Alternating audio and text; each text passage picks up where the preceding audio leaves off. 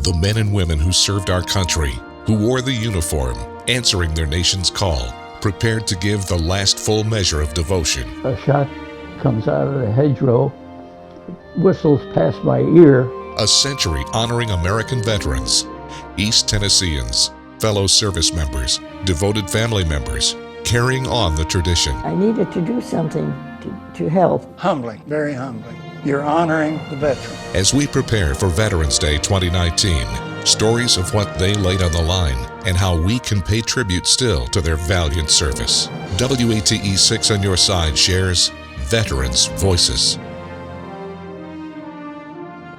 Hello everyone, I'm Tirsa Smith. And I'm Doug Curran. We're taking a moment to think about our nation's veterans. As we prepare to mark Veterans Day, we want to hear their memories and share how neighbors and fellow veterans celebrate their service. We'll be joined in just a moment by WATE 6 on Your Side anchor Lori Tucker, looking back at a piece of history returned home decades later. We'll also be joined by 6 on Your Side anchor Bo Williams, looking into the day set aside to honor veterans. Often this holiday gets confused with another holiday. Bo Williams showing us now how to celebrate and the differences. All right, I'm joined right now by Joan Markle, the Civil War curator here at McClung Museum of Natural History and Culture on the campus of the University of Tennessee. And Joan, first of all, thank you.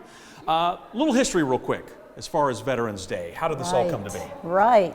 Well, it's actually 100 years ago. In 1919, that President Woodrow Wilson declared Armistice Day to be a holiday here in the U.S. And the purpose was to recognize veterans, and his idea was that this Veterans Day would mark the end of the war to end all wars. And of course, that hasn't gone too well. No. So Veterans Day has always been November 11th. Veterans Day is where we honor those that are still with us. Right. I guess it could be any veteran, I mean living or past, but that's the distinction between Veterans Day and Memorial Day because a lot of people get those two confused. And very easy to do. Sure.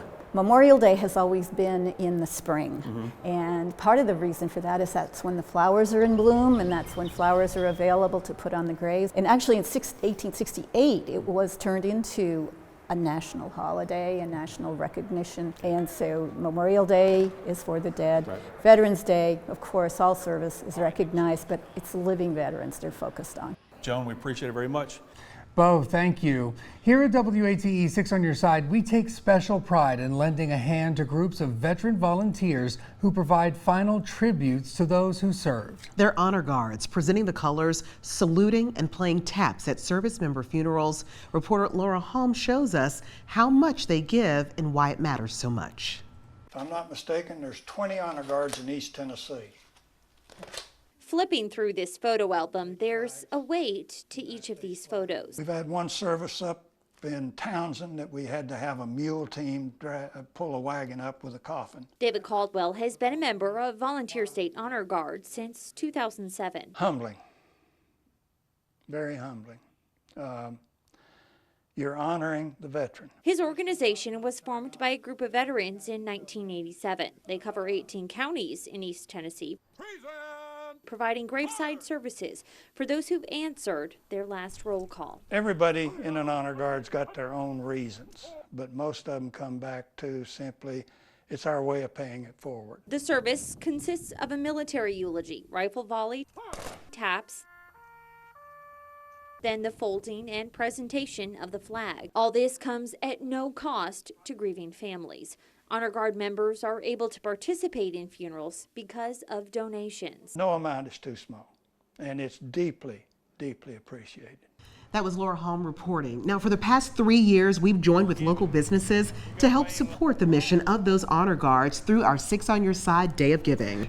Now, if you missed out on this year's Day of Giving, you can still help. Go to WATE.com, look for Operation Honor Guard under the Community tab. World War II vets have seen so much in their lifetime, and many don't talk about it to this day. But for one East Tennessee World War II vet, it's been 60 years, and now he's opening up to me about his time in Normandy. He was drafted In March of 1944. U.S. Army vet Steve Casimir is a member of the dwindling World War II community.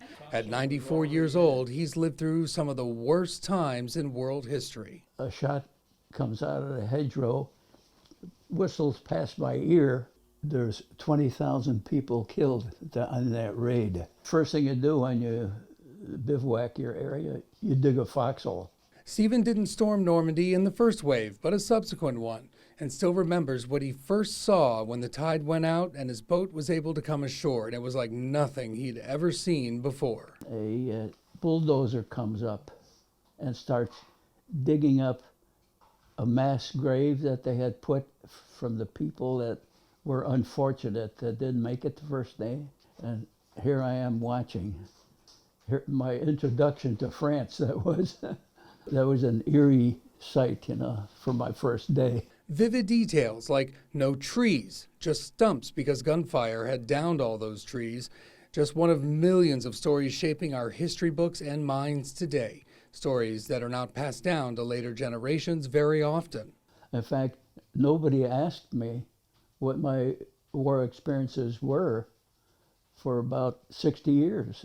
I put it all behind me because everybody served in the Army, so it was normal to me. Yeah. His experiences are unrivaled, documenting so much of it with pictures that don't do justice to the situations, like the larger-than-life presence of the Sherman tank, the surreal experience of standing where a bomb killed thousands, and to see the contrails of planes in a dogfight right above you. Every other day or so, we're getting shelled, so you're in the foxhole, you know, crouched down, looking at your knees. 4 hours, just hoping not to be buried by the dirt should your area be hit with any shells. Why do you think people didn't want to ask you about it? I don't know, maybe they thought it might affect me somehow. Would it? No, it wouldn't affect me. I put the war out of my mind completely, forgot about it, went to work like a civilian. His attitude at 94 is a great one, living his best life.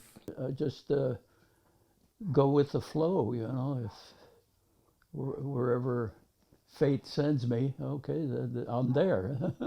Stephen Casimir, we thank you wholeheartedly for your service and for unlocking memories to share with the world.